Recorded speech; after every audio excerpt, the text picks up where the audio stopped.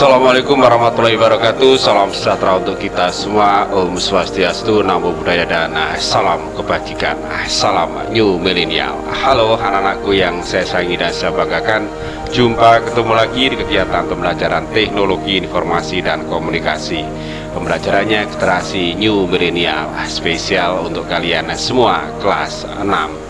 Kabar baik ya, tentunya kalian tetap semangat dan selalu menjaga kesehatan sekaligus mematuhi dan melaksanakan standar protokol kesehatan yang berlaku demi terhindarnya kita semua dari penyebaran COVID-19 dengan cara mencuci tangan, memakai masker, menjaga jarak, dan satu lagi menjauhi kerumunan.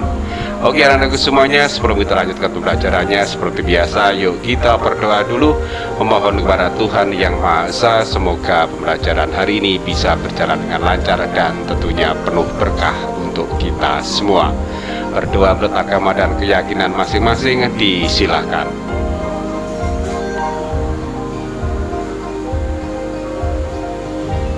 Amin, berdoa selesai.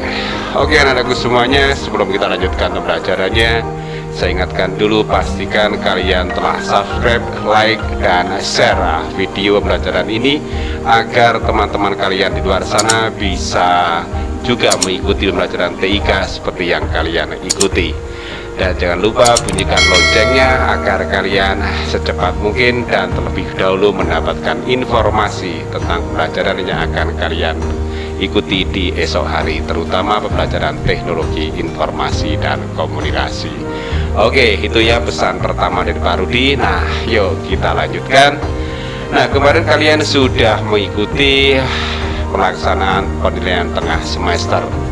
Berbagai kendala, berbagai masalah muncul, diantaranya ada yang belum sempat atau terlambat mengikuti penilaian tengah semester dikarenakan lupa atau mungkin belum sempat mengikuti pembelajaran atau belum sempat mengerjakan tugas dan mengisi daftar hadir.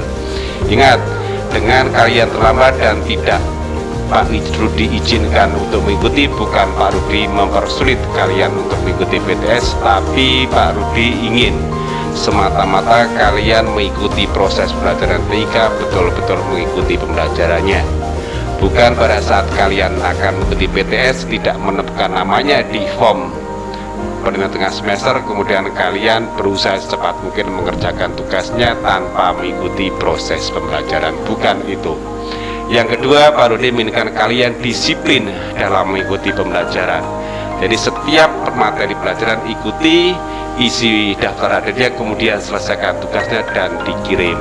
Jangan sampai menumpuk-numpuk akhirnya menjadi beban kalian, justru itulah yang akan mempersulit kalian sendiri.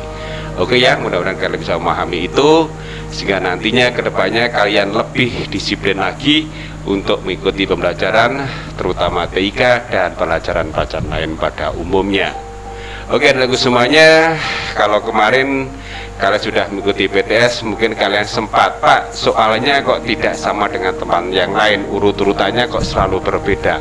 Betul, soal PTS sengaja Pak Rudi acak sehingga kalian tidak akan bisa atau kesulitan kalau ingin mempertanyakan nomor ini jawabannya apa, soal nomor ini soalnya apa, tidak seperti itu. Nah, kalian nantinya kalau kalian akan mengikuti ujian yang berbasis komputer pasti akan menemukan hal semacam itu. Soal dan opsi jawaban pasti diacak. Oke ya, mudah-mudahan confirm.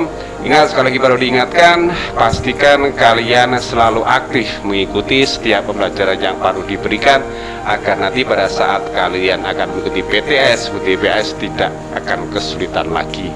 Dan Pak Rudi akan tetap berlakukan siapapun yang tidak melengkapi tugasnya, tidak melengkapi daftar hadirnya, tidak akan Pak Rudi izinkan mengikuti PTS maupun penilaian akhir semester atau PAS. Oke, itu ya. Nah, sekarang kita lanjutkan pembelajarannya, yaitu tentang pembahasan soal-soal penilaian tengah semester kemarin. Kenapa Pak Rudi sampaikan untuk perlu kita bahas? Karena ketika Pak Rudi share soalnya, kemudian ada yang sempat mempertanyakan, Pak, saya menjawab ini perasaan saya betul, tapi nilainya kok 0, kenapa? Nah, maka itu yuk kita bahas bareng-bareng agar tidak ada terjadi kesalahpahaman, merasa betul kok disalahkan. Oke ya, Tidak usah berlama-lama, yuk kita menuju ruang pembelajaran. Oke, kita sudah di ruang pembelajaran. Nah, saatnya kita bahas soal-soal penilaian tengah semester yang kemarin. Nah, untuk itu Pak Rudi buka ya. Mungkin kalian sudah nggak bisa. Oh, masih bisa.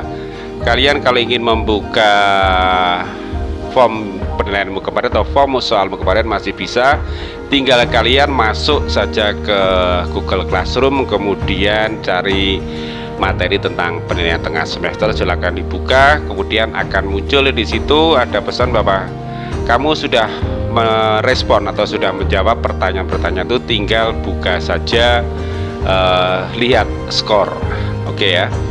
Nah, baru dia akan buka dua-duanya, artinya dua-duanya adalah soalnya, dan sekaligus nanti kita akan coba juga membahasnya langsung di Microsoft Word.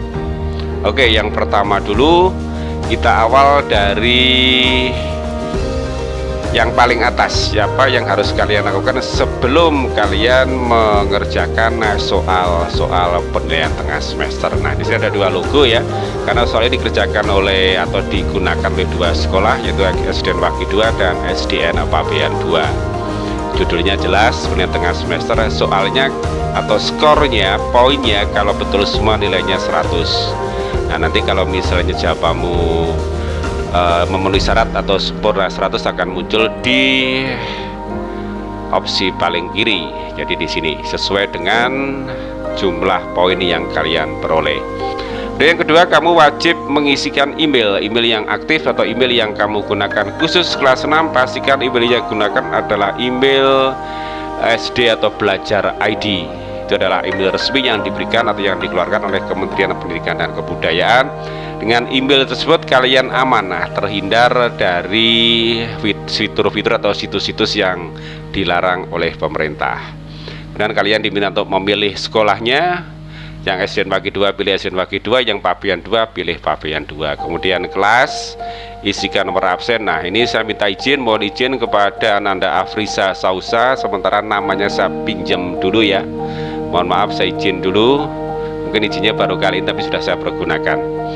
Nah, kalau sudah, kalian setelah mengisi nomor absen akan diarahkan pada pernyataan atau yang disebut dengan fakta integritas, yaitu pernyataan kalian secara sadar, secara jujur, tanpa paksaan apapun. Kalian wajib untuk menuliskan, saya akan mengerjakan ulangan secara mandiri dan jujur. Salah satu karakter peningkatan atau penanaman karakter dari pembelajaran T3 yang pertama adalah mandiri. Kalian harus mandiri dalam mengerjakan, dalam arti kalian tidak perlu meminta bantuan kepada orang lain untuk menjawab soal-soalnya.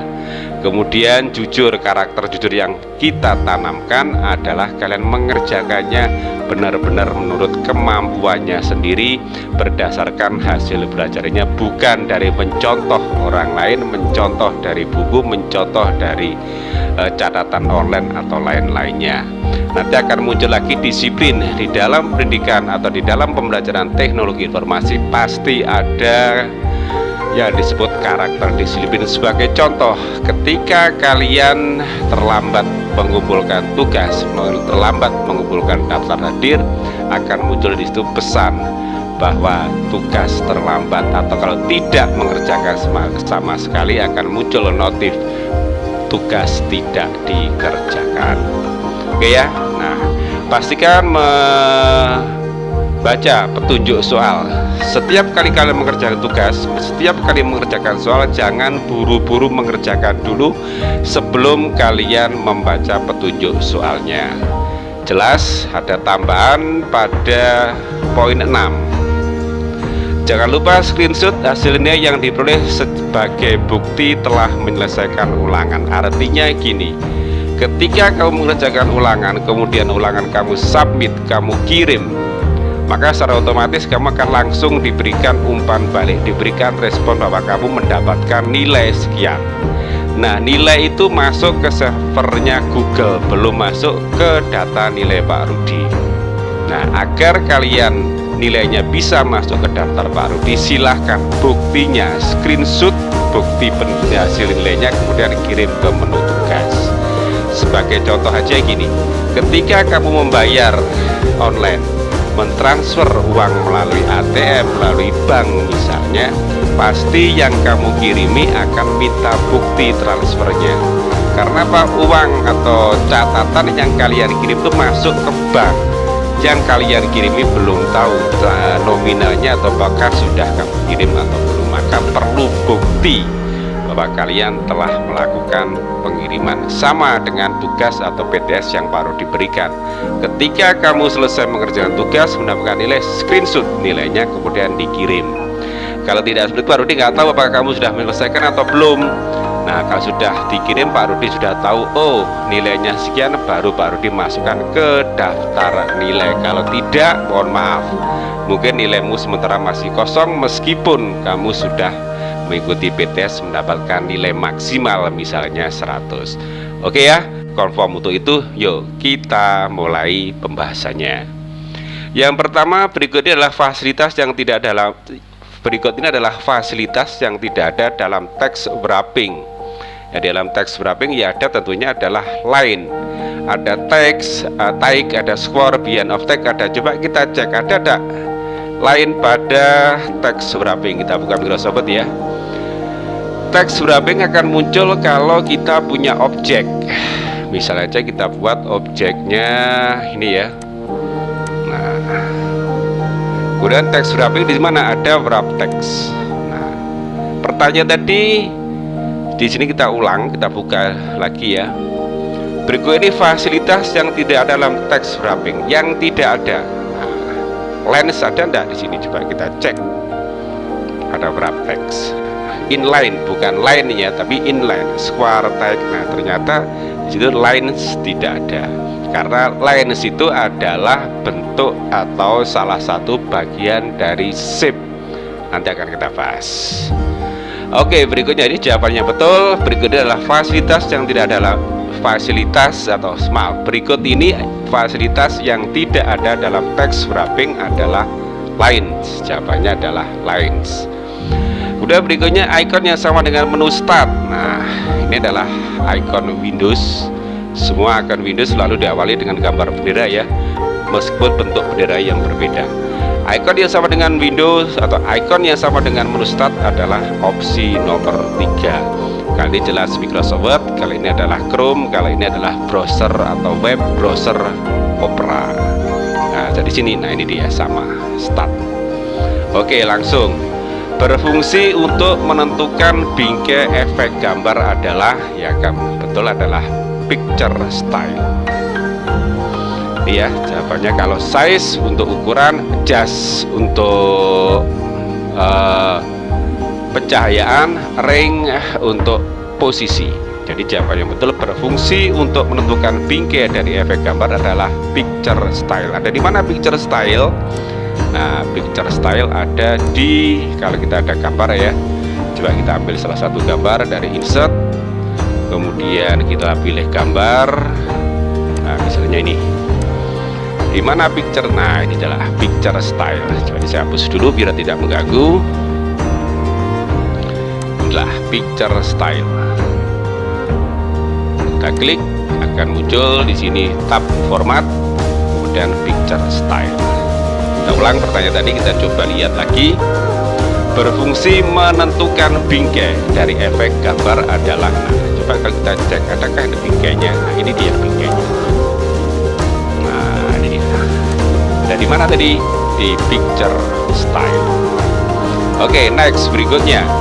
Untuk memastikan jika teks yang tertulis merupakan alamat email, tanda yang dapat kita kenali adalah, kalau email selalu diawali dengan huruf A, gitu ya, bukan tag triple W, bukan teks block, bukan ya, yang betul adalah tanda @ Jadi kalau kamu misalnya membuat email atau menerima email, menerima alamat ada misalnya sdn waki2 @sdnwaki2.sdh.id, itulah email resmi dari sekolah kita.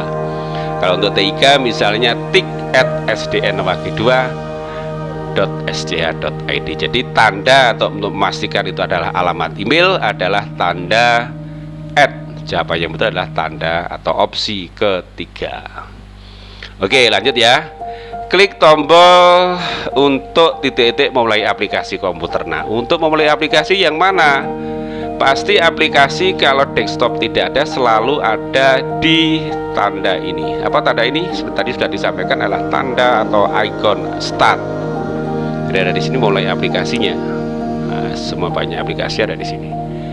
Kalau ini tombol power untuk menyalakan CPU, menyalakan dan mematikan komputer boleh. Kalau ini yang jelas adalah lambang atau ikon Microsoft. Kali ini adalah ikon browser Chrome. Jawabannya betul adalah opsi 1. Oke, lanjut. Agar foto atau agar file foto dapat mudah dibuka di semua komputer, sebaiknya disimpan dengan format. Kalau kamu foto, mengambil gambar dengan HP, dengan kamera digital, maka biasanya di situ agar tujuannya filemu bisa dibuka dengan perangkat apa saja, terutama untuk membuka gambar, maka sebaiknya gunakan format JPG atau JPEG, bukan bitmap, bukan BMP, bukan CDR, bukan PNG. PNG sama menggambar juga, tapi terlalu berat. PNG biasanya diambil dari Photoshop. Kemudian ada CDR. CDR itu diambil dari Corel Draw. BMP biasanya diambil dari program menggambar Paint. Nah, agar mudah dibuka di seluruh perangkat HP, perangkat tablet, perangkat komputer, sebaiknya gunakan JPEG. Jadi jawabannya adalah opsi keempat, JPEG. Oke, berikutnya tab format muncul pada saat menyisipkan. Nah, tab format, mana yang disebut tab format? Saya tutup dulu, kita kembali ke Microsoft. Tab format, oke, tertutup Microsoft-nya. Oke ya, saya buka lagi Microsoft. Oke, tab format, oke ini ya. Nah, kita buat satu objek, misalnya dari insert, kemudian kita pilih shape. Ketika kita mengaktifkan satu objek atau satu gambar, maka akan muncul tab format. Nah, kalau ini dihapus, maka tab format tidak akan pernah muncul. Yang ada adalah tabnya, tab home, insert, design, sampai dengan help. Maka jawaban yang betul pada perintah ini adalah tab format muncul pada saat menyisipkan objek gambar.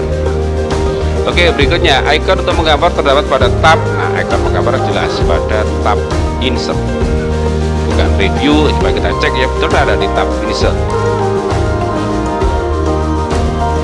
Ada di tab insert. Nah, ini dia menggambar illustration. Oke, jelas ya, sesuai sudah jawabannya. Berikutnya, Microsoft termasuk perangkat lunak ya, pengolah kata. Kalau pengolah gambar itu biasanya Paint, kemudian Photoshop, CDR, itu termasuk program penggambar. Database, bukan database, biasanya untuk akses macam-macam ya. The base itu adalah yang berhubungan dengan database. Kalau Microsoft termasuk perangkat lunak pengolah kata. Icon akan dibagi dalam grup picture, kecuali yang ada dalam grup picture ya. Coba kita lihat di grup picture ada apa saja. Grup picture, nah ini dia picture, ini ya grup picture. Nah, coba kita cek soalnya. Ikonnya terlihat pada grup picture, kecuali nah picture ada, clipart ada, shape ada, yang nggak ada adalah table. Coba yang betul adalah table, karena table ada di grup tersendiri. Nah, table ada di grup sendiri. Jadi picture satu grup dengan illustration, jadi picture itu ini. Oke ya. Oke, berikutnya icon text wrapping berfungsi untuk, nah bukan menyusun gambar. Kalau menyusun gambar tinggal susun aja. Memotong bukan, kalau memotong kita bisa gunakan cut. Nah yang betul adalah memformat gambar, bukan mengatur pencahayaan juga bukan. Berikutnya, icon berikut berfungsinya, icon ini ya, namanya adalah select, berfungsi untuk Kalau menggambar objek bukan, menggambar garis juga bukan, adalah memilih objek. Contohnya ini. Jadi jawaban yang betul adalah memilih objek. Contohnya seperti ini. Nah, kita ada objek. Ikonnya di mana? Nah, kita di home ya. Kemudian pilih select. Nah, ini dia, select object. Tinggal kita klik aja. Oke. Jawabannya yang soal yang tadi adalah icon berikut atau icon ini berfungsi untuk memilih objek. Berikutnya software di bawah ini yang merupakan sistem operasi. Yang jelas ada kalau Mozilla ini adalah browser, Yahoo Messenger adalah aplikasi. Nah, yang dimaksud atau yang termasuk atau yang merupakan sistem operasi adalah Windows. Microsoft adalah aplikasi juga. Berikutnya icon untuk menggambar bentuk-bentuk bangun. Nah, kalau cat, kalian bisa lihat di grup illustration, cat untuk menggambar grafik, picture untuk menggambar. Kalau bentuk-bentuk adalah shape, bukan text box tapi adalah shape. Contohnya tadi ada di sini. Nah, ikonnya shape yang mana? Ini kan shape. Nah, berbentuk bangun-bangun atau bentuk-bentuk geometri. Oke, next berikutnya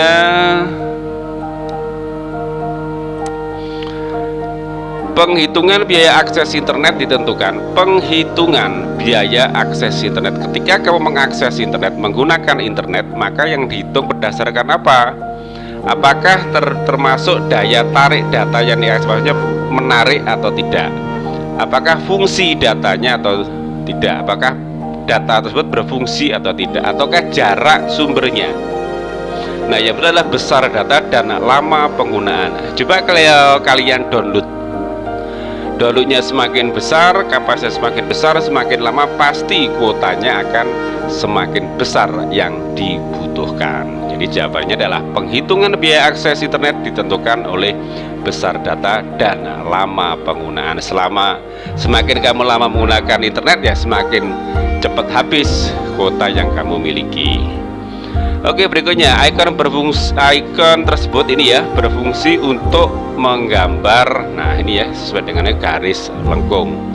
Kita lihat di shape aja apa betul untuk menggambar garis lengkung. Nah, ini kemudian shape. Nah, ini kan sama persis. Nah, menggambar garis lengkung.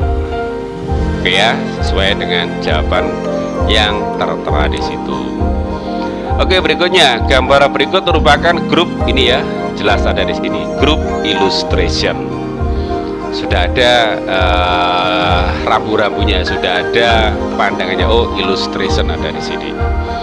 Oke, next berikutnya nama icon yang terdapat pada grup adjust berfungsi sebagai pencahayaan. Nah, ini bunyinya adalah brightness. Berhubungan dengan pencahayaan adalah brightness.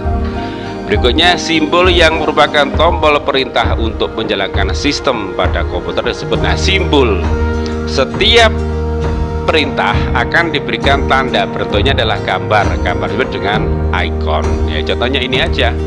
Nah, ini kan ada icon ya, ada icon ini, ada icon ini gitu ya, ada icon Microsoft dan seterusnya. Oke, langsung berikutnya untuk mengaktifkan icon picture menggunakan tab. Karena picture ada di tab, tab insert. Jelas ya, tadi sudah kita buka. Operator seluler yang tanpa diikuti oleh kode wilayah tertentu, maksudnya telepon seluler dipakai dimanapun bisa, tanpa terbatas tempat, tanpa terbatas kota, maka yang digunakan adalah GSM, Group Service Mobile. Kalau dulu ada CDMA Code District Multiple Access kayak dulu ada. Nah, kalau sekarang kita pakai adalah telepon rumah, itu selalu ada kodenya. Kalau Surabaya 031, kalau Jakarta 021, Malang 0341 dan seterusnya. Jadi yang betul jawabannya adalah GSM, Group Service Mobile. Hampir semua sekarang operator seluler menggunakan GSM. Jangan khawatir, tidak ada CDMA ya. Untuk memberikan bayangan pada objek. Nah, bayangan sudah gampang ditebak. Bayangan dalam bahasa Inggrisnya adalah shadow ya. Jawabannya adalah shadow. Jumlah pengiriman SMS, jumlah pengiriman satu pesan melalui SMS dibatasi maksimal berapa karakter, berapa huruf? Mungkin menjawab 1600. Coba kamu cek SMS-mu, kemudian kamu ketik sebanyak mungkin, berapa yang akan terkirim. Biasanya ada situ ada /1/1000. Nah, nanti dalam satu SMS itu hanya mampu mengirim 160 karakter. SMS loh ya, short message service, bukan chatting WA, bukan chatting Instagram, bukan DM, bukan kamu chat di Telegram juga bukan, tapi mengirim pesan atau chat melalui pesan singkat SMS paling banyak adalah 160 karakter. Tapi sekarang rugi kita pakai SMS. Satu SMS bisa mencapai Rp50, Rp360, Rp100 dan seterusnya. Lebih baik gunakan adalah chat WhatsApp, chat Telegram, DM, melalui Twitter, kemudian Facebook Messenger dan lain-lain.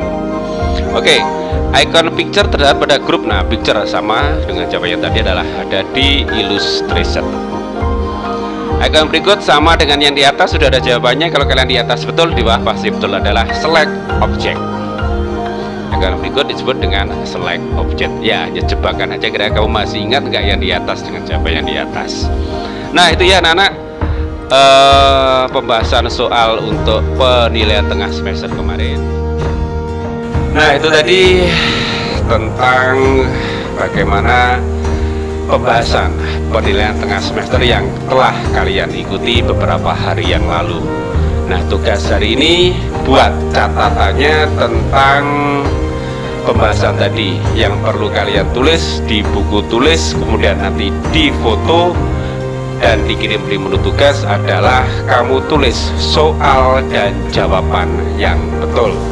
Ingat, yang ditulis adalah soal dan jawaban yang betul. Ditulis tangan dengan menggunakan tulisan tegak bersambung dengan tinta atau pulpen warna hitam. Kemudian difoto, kirim ke menu tugas. Memang agak banyak ya, 1-25, tapi jangan khawatir, baru tetap berikan batas waktu atau durasi pekerjaan soalnya atau pengerjaan tugasnya selama 1 minggu mulai dari sekarang. Meskipun santai, jangan terlena dengan waktu yang tercukup lama, tapi secepat mungkin segera kalian selesaikan biar tidak lupa dan tugas sudah terselesaikan. Oke ya, mudah-mudahan tidak kesulitan dan paham akan apa yang harus kamu kerjakan untuk materi hari ini. Sukses untuk kalian, pastikan selalu memenuhi kegiatan dengan menyebut nama Tuhan dan mengakhirinya dengan memuji kebesarannya. Jaga kesehatan, patuhi dan laksanakan standar protokol kesehatan yang berlaku dengan cara mencuci tangan, memakai masker, menjaga jarak, dan satu lagi, jauhi kerumunan. God bless you, God love you, God save you. Assalamualaikum warahmatullahi wabarakatuh. Salam New Millennial.